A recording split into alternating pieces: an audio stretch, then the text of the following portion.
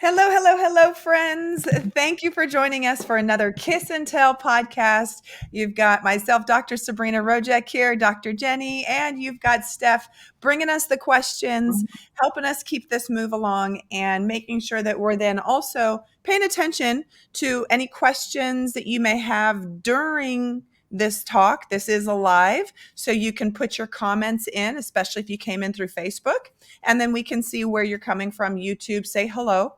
If you've got questions, please drop them in. Dr. Jenny, what do we got for our intro today? What are we talking about? And what do we need to know? Yeah, we're talking about all the fun stuff in May, which is this is masturbation month. Yippee! This Yes. is Mother's Day. Mother's Day. Hey, shout out to all the moms. Yes, happy Mother's Day to both of you. Yeah, happy birthday too, if it's your birthday. Yeah, happy birthday. Mother's I don't Day. see it between now and then. Very merry on birthday. Yes. Are we all mothers here? Nope. Yes. Okay. So 2 out of the 3, which is totally okay, because then we can talk about that. And Yeah, Steph, learn so that's much. also useful. What questions do you have? Anything else, Jenny? I cut you off. I apologize there. That's okay. No, we're just talking about moms and masturbation. Hey, are we allowed to say that? Masturbating moms. So if you weren't sure if you wanted to listen in and stay here for the show, I think that you might want to.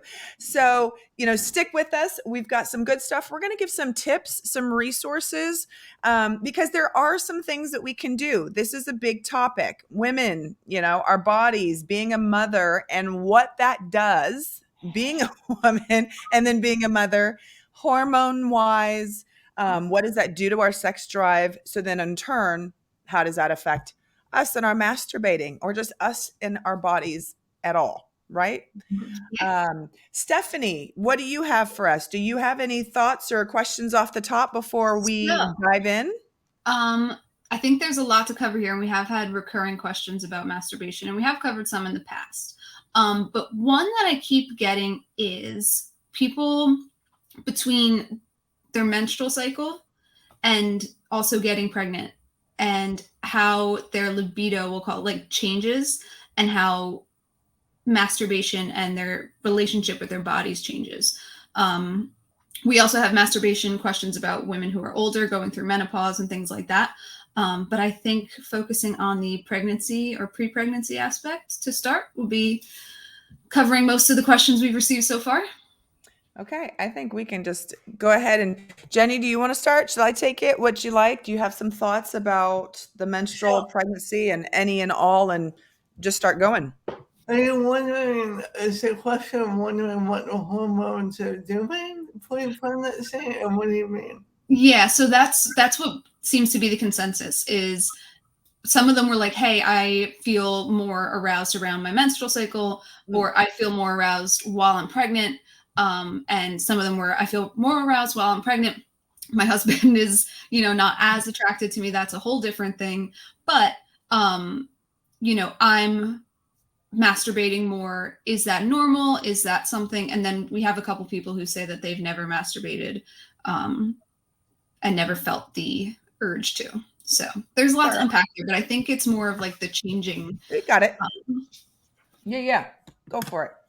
Well, yeah, hormones, do cause you to, either be in the mood or not. I mean, that's just what they do for women. They help with your sexual desire, if you will. And there are women who, when they're on their period, they're a lot more in the mood than they are when they're not on their period. And everyone's different in that. And okay, I might have to refer to Sabrina here because I can't think of what it's. I know one's rising, one's dipping, and I'm mixing up the two. Oh, it's all right. Go for it. I'll fill in the gaps. Yeah. So I'm serious. My mind is saying hormones, and I can't think of what the ones are in that. We deal with progesterone, glutamate. Yeah. Testosterone, it starts dipping, right? And our estrogen starts going up. Yes. and we've got progesterone, and then that can go flux. And if you've got PCOS or anything else, so yeah. Right. Yeah, and yes, we do have testosterone. Most people don't realize that women, that is part of our sexual makeup. It's not just a male hormone. Women deal with testosterone too. And we do get more of it as we get older, which people don't realize that. So, when the body changes for us, but that's, I don't want to go there yet. I just want to talk about what happens when you're on your period, correct? Yes. So, when you're on your period, sorry, my cat. Cattail. So, when you're on your period, one is up and one's down. And remind me which goes up and which goes down. Our testosterone levels are dropping. Right. Yes. And then progesterone is leveling out, correct? Yep, and estrogen for most people, and of course this could be different, but yeah, and then estrogen is going up. So I'm sorry, guys. It's been a long time since I've educated on this, but so how, and maybe Dr. Sabrina, you might be able to expand on that a little bit, but I'd also like to kind of explore how that changes between, your normal, whether you feel more, have more of a sexual drive during that, time, and then relate it to how that changes, I guess, for some people moving into pregnancy, and if that diminishes, if those hormones put that little fire out, or if they... This is really easy, I think. Sorry to cut you off, but it's really, and there's a really simple way to think of it too, anyways, is for most, and again, this can be varying for plenty of folks, but for most women, they do experience heightened sexual drive right around when their body can get pregnant. I know. And then, which is at day 14 for most people. So if we have, let's real quick little body, let's talk about it. Nature. If 28-day cycle is the average thing. Now, of course, we could argue about that all day. 28-day cycle is the average. Now, the day one actually starts on the day of cycle. So that's also where people get this all screwed up. Okay. Mm-hmm. So day 14, everyone. So 2 weeks in, meaning day one, I start bleeding. That's day one, not when it stopped. Okay. So if I'm a 4-day bleeder or a 7-day bleeder, it doesn't matter. But day one starts when I start bleeding. Day 14 is the day that we can actually get pregnant. And really, it is only one day, particularly. However, sperm can live up to 3 days. So that gives us a little bit of a window. Okay. So this is if everybody is cycling normally, no trauma, no, things are happening and whatever's. So this is what that looks like. Okay. And that's when your body's like, woo, let's go. Exactly. Because now there's an egg. Go ahead. I have to interrupt. Sorry. Yeah. And what Sabrina is sharing with you all is the typical female. There are females that can get pregnant during their period. Yes, we are not your birth control. Right. I have stories. That's on you. Right. My own. There will always be variance. You can get pregnant. Matter of fact, women can get pregnant the whole month. Correct. Yes and yes. Right. So just I said, we're talking in a typical, yes, a big picture. Yes, and thank you for that clarification. We do recognize that there will always be variance, and if you correct, and that's what I was saying is that medications, friends, medications can negate your foods. So yes, there's a myriad of things. Typical person not doing anything to mess it up. Okay, and that's fine. Mess it up or not. Okay, so. Of course, knowing that then that's how our cycle works, of course, at 2 weeks in, right? That's all, we start kind of getting werewolfish. We get a little prowlish. We get a little bit moisty. We get a little bit of feeling good. Our juices look different, right? Ladies, our discharge, it changes depending on how close we are to when our body wants to get pregnant. Okay. So a whole lot of stuff is going on from our hormones based on where we're at in our cycle, based on whether or not our body's gotten pregnant. Now, let's jump to the menstrual cycle then. So menstrual cycle, what's going on? Now it's okay, we didn't get fertilized egg. Now we've got to get out. So the uterine lining, I wish I should have little pictures. I totally could. And maybe I will one of these times, because a lot of people don't know this. But the uterine lining during this whole time is thickening. It's making a nice spongy cushion of nourishment in case we do get pregnant, because now it needs to have a nice cushy little home, right? That's when we have a cycle. That's what's being shed. Is we're shedding our uterine lining. Our body was just practicing then. Okay, we don't need it. Let's get rid of it. And then that starts day one, remember? And then we start again. And right? that's when there's like a decline then in your Yes. sex drive typically. Exactly. Because those hormones change, right? Like you were saying, Dr. Exactly. Is, oh, hey, we're not trying to get pregnant and all the blood. So now to answer the question is, during the cycle, why are we like so turned on and a lot more lubricated? We've got a lot of concentrated blood, and our nerve endings then are really sensitive. Why? Our body was trying to get pregnant, and then now it's not, but now all that blood is there. There's engorgement. So yes, it's sensitive. Yes, it feels good. Yes, it helps with cramps. Yes, it releases the good feeling chemicals, the dopamine, the endorphins, the oxytocin. Those are different, so we just got a whole A and P. And I know that got really sciencey, but it's kind of necessary. That explains what's going on for us. Same thing then with pregnancy. Pregnancy, now we don't have to be worried about getting pregnant. For some people, that's a worry, right? Like, you're already pregnant now. There's nothing to lose. Now I can scrump like monkeys and I don't have to worry because I can't get repregnant. Right?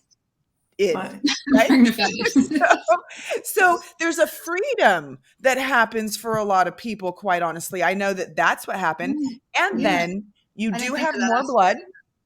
Your blood volume literally doubles in a half, 2.5 for women when you're pregnant. So you've got more blood, meaning more engorgement, more sensitivity. This feels really good. And I'm really wet really easily.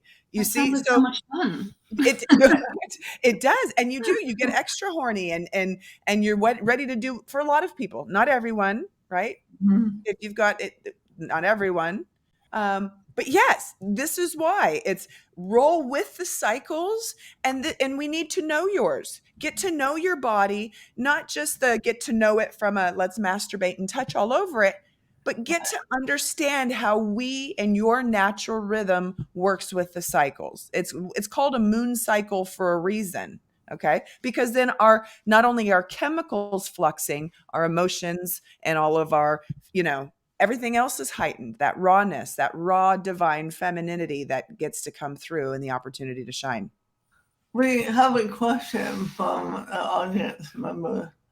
Yes. I don't know if you can see it. Can you? Yes. Karen, you want me to read it? Do you want to get in on this? Yes, there is. And Karen, I'm so glad you said that. So the question is, what about follicle stimulating hormone and luteinizing hormone levels? There are differences in women with PCOS. So for those that, if you don't know those words, already, then you probably don't have PCOS. And Karen, I did mention very briefly when I did start to say this, I mentioned that if you did have PCOS, then yes, this would be very different levels for you, particularly for then your estrogen and your progesterone and things like that.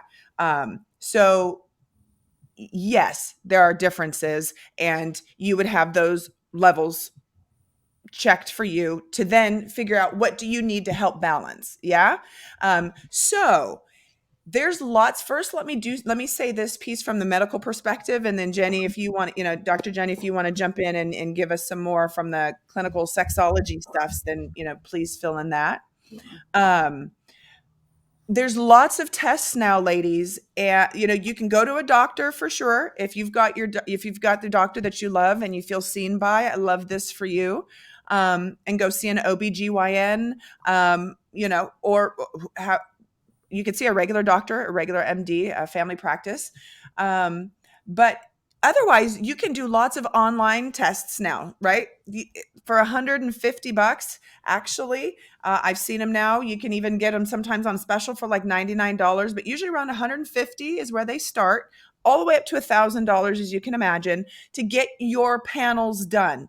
and to get your hormone panels done. And ladies, at any time of your life, get this done regularly, because this would really save you feeling, women going through menopause, you're going to know is exactly what I'm talking about. Or if you're at those beginning stages of feeling crazy, like your body's literally on fire, like you're suddenly forgot how to be a woman and your body's rejecting every part of you at, just like the absolute hell that this has become. And it doesn't need to be, nor is it meant to be. So I'm sorry again that I'm on this medical box, but I feel like this really needs to get addressed, because this is at the root for all of this. And then let's talk the rest of the time about masturbation real quick. I'm almost done, I promise. So please keep these questions coming, because this is so important. Get your hormones checked for $150. You're getting progesterone, testosterone, and they come in a panel. You don't have to memorize these things, friends, but just look up women hormone levels test online. I wonder too if you could talk to your PCP about it, your primary care doctor, and see if if you have these concerns, if that was something that they could put absolutely a test or send a lab in for you. I don't know how they that absolutely works, I think it's a good thing to explore before spending the money. Yeah, no, they absolutely could. But here's the thing, is not everybody goes that route or goes natural routes or whatever the case may be. So even for our natural friends, a lab draw is not you doing medication or something like that, because you've got to get the right combo, and it's called a compound, from your pharmacy. You don't want to just start mixing and playing. Let me tell you this real fast. For the menopausal women in particular, and also our pregnant women, if you've got risk for preeclampsia or any of that stuff, almonds help to naturally boost our testosterone. And that's what our bodies are needing. A lot of women, when they're going through menopause in particular, they get on testosterone creams and things. If you don't want to go that extreme, almonds, there's things that we can naturally do to help boost our testosterone. Of course, exercise. There's natural, regular things that we can also do that will help us feel more sexy and in the mood. Number one reason for decline in our masturbation sexy feelings or in our libido, women, do you hear me? And men, sleep. Sleep, freaking sleep. So never mind testosterone and your panels. The basic thing that you all keep saying, I'll sleep when I'm dead, or maybe I'll catch up this weekend. That's not how it works, sweetheart. And it takes less than 24 hours for your libido, literally, and your testosterone to freaking tank, just from one night's of not catching up on sleep. One night. There is no such thing as catching up on sleep. There isn't. If you sleep, you can't get it back. So for our mamas, right? You've got newborns into 2-year-olds, 4-year-olds, 5-year-olds. You with this compounded not sleeping, of course you don't feel sexy. Of course you don't feel like having any sort of sex. That's not just you. It's literally a thing. It literally depletes your libido. No sleep. Yes. I will stop talking for a moment. And Dr. Jenny, what do you have you got anything else from that you want to fill in some gaps? And then there is another question already that's in there. Yeah. Well, from a clinical sexology point of view, yes, your hormones are important, but it's also how you feel. So what we were just saying about sleep, that is important. But if you don't feel good in general, I'm not talking about illness. I'm talking about if you overall well-being. Right, your well-being is low. That's what you touched on, working out and yes. Right. If meditate, walk, whatever, something, do something. That influences your libido too. Yeah. That influences your desire or not too. So self-care, so you can self-care down there. Yes, that was good. I love that. That is so good. Do we want to answer? I was going to say, yes, Karen. And I love these questions. Please keep them coming. This is beautiful. Yes. How do we get in touch with our cycles if an IUD prevents all of your periods? Yes, and yes, great questions. Yes. Lots of people wonder this, Karen. So thank you for being brave. So yes, there's multiple ways that I like to do this. And then I like to also teach my clients and friends. And then, if you've got anything too, Dr. Jenny, is journaling. And it doesn't have to be journaling, because that's not for everybody. And it can look like different things. But one, start documenting, friends, journaling from the perspective of understanding yourself and learning and documenting your own rhythms so you can go back and look at your own manual. We need to stop not knowing ourselves so much to the point that we're almost like blindsided by the time of the month. And then if we're like, oh yeah, my cycle is going to start. No wonder why, fill in the blank and whatever do you understand what I'm saying? Or We need to be better about that. Last menstrual cycle, and you're like, let me look at my app. But it's not just that. Is if you're not actually bleeding, then that's a legit question. But what if you were monitoring yourself, even just a simple couple of questions each day? Every day for 2 months, let's say, or 3 months, just answer, what are my energy levels? And that's subjective, sure. But on 0 to 10, what is your energy level for that day? During the day, does it flux where you notice it, like where it's a noticeable? Just notice and then mark that down. And then notice, how are your moods and emotions? The one thing I don't like that we do to disrespect ourselves on a regular is we say, or we let others, oh, she's hormonal. Or I'm on my period. That's why I'm crying. What if I could offer a reframe real quick, mothers and ladies, on this, if I can do that? What if that's finally the one time during the month that women are their most authentic self? That ego and the woman filter and mom filter and all the labels that we put on doesn't have the strength to resist the moon for that day. And that's the rawness is really who she was thinking. Now, it doesn't mean like if we get all snappy and we're biting heads off and all of that fun stuff, that doesn't mean that, we're just thinking crappy and wanting to be mean towards everyone on a regular. There is some of that that's extra, right? But legit, what if this were the time that it was your authentic time? There are cultures that actually honor women and their cycles, and the women all go away and they have red tent ceremonies. And there's even movements that have that now, but where the women that are cycling, they leave the tribe, they leave the village, they leave the people just so they can tend to themselves and do women things where they are not having to take care of children or do anything else, because it's recognized we are a GD portal for souls, man. How lightly we take that as, oh, we're just women and we have this awful cycle and it's ruining my life. Hold the F on. Like, I'm going to argue with you. This is sacred. We're going to fight on this. This is blood magic. This is moon magic. Like, I don't care what you want to call it. It's a force that nobody feels prepared to reckon with, right? So Karen, just to answer that question real quick, is pay attention to yourself and literally just document each day. You could full on journal if you're feeling froggy. Yeah, there are a lot of...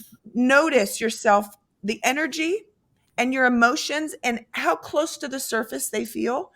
And is it that you're extra emotional, or is it that you're just, I don't have the energy to filter every thing I say and do. And this is me. This is me being raw. Take it or leave it. Wouldn't that be awesome if we had a little bit more of that each day?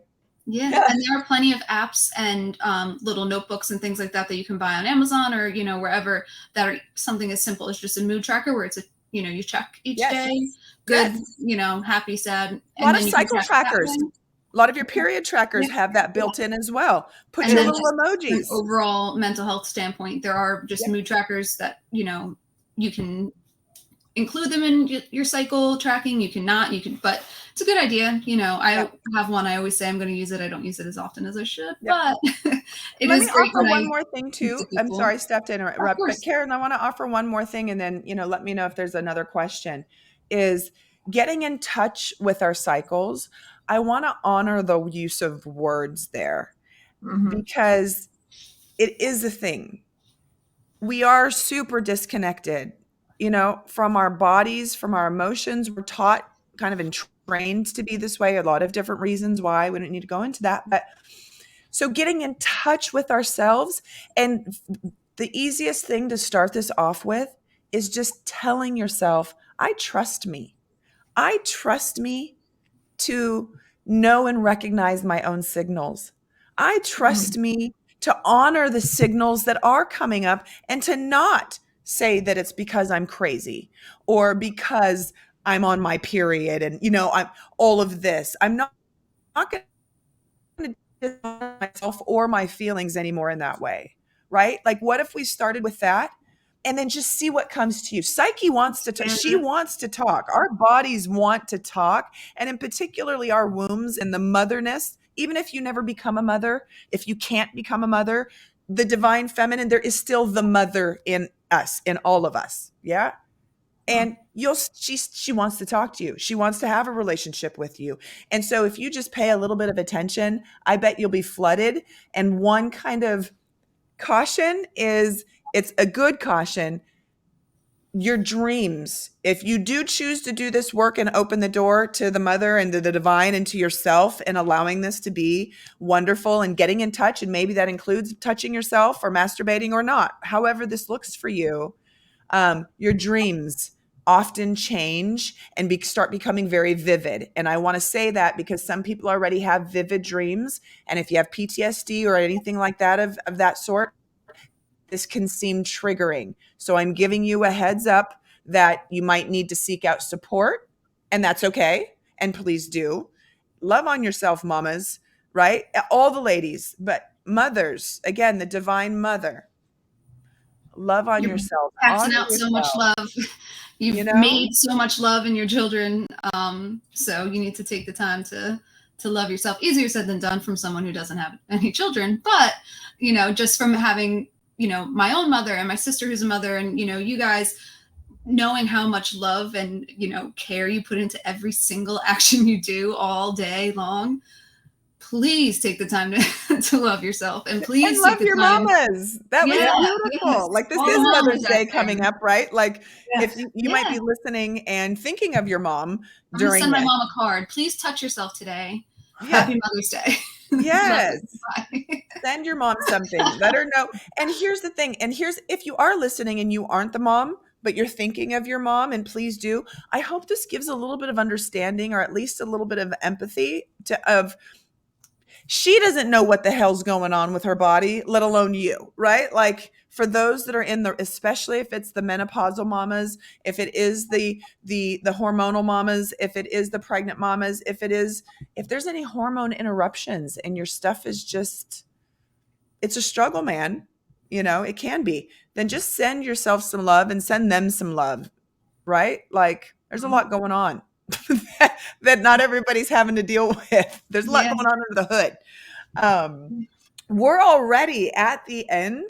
Yes. And so I am going to turn this over as far as for wrap up. But before we do that, Karen and Courtney and our other friends that have come to join us, thank you for putting in your questions. Feel free, and remember, you can always send them in between, anytime. Send them into the group. Find us on Facebook. Find us online. Interact with us. We love this. We want to answer your questions and make this relevant for everyone. We do have podcasts coming up in a couple of weeks. We also have James Wadley coming. I'm going to let Dr. Jenny take us home. Stephanie, thank you so much for also giving us the questions. Thank you. This is Dr. Sabrina Rojak. I'm signing off. Dr. Jenny, please let us know what we've got coming up for our next Kiss and Tell. Yeah, on that Kiss and Tell, I'll put the date up here. It's May 17th, same time, 7 p.m. And it's another Q&A and talk show. More than likely, we will talk about masturbation because we didn't get a chance to tonight. But we will then. Yes, and just a quick note, when you send your questions to the About Us or Ask Us at kissandtell.com, you will remain anonymous unless you ask not to. So send us all your dirty little secrets, all your questions that you're afraid to ask out loud. I will ask them for you. I have no shame in that. I do want to give one more resource, and then, sorry, Dr. Jenny, we've got these last couple minutes.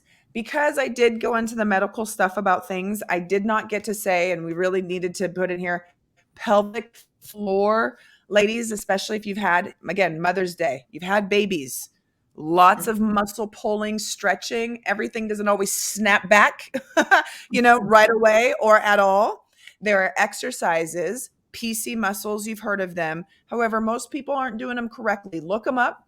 But there's pelvic floor exercises. You can actually go see a physical therapist, and they have specialists that are called pelvic floor specialists under PTs. And they literally work with you to get your stuff back in place. Ladies, sciatica pain, having to get mesh put in, bladders dropping, having incontinence is the number one thing that, women complain about. You sneeze and oops, I leaked a little, you laughed a little too hard. Yarlap. I put in a link here, yarlap.com/Dr. Sabrina. It's an amazing product. Ask questions if you want.